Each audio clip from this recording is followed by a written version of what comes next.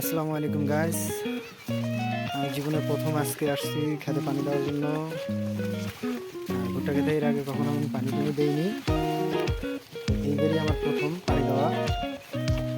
সেখানে পানি কীভাবে দিতে হয় বা সার কীভাবে দিতে হয় সেসবের কোনো কিছুই আমি জানি না।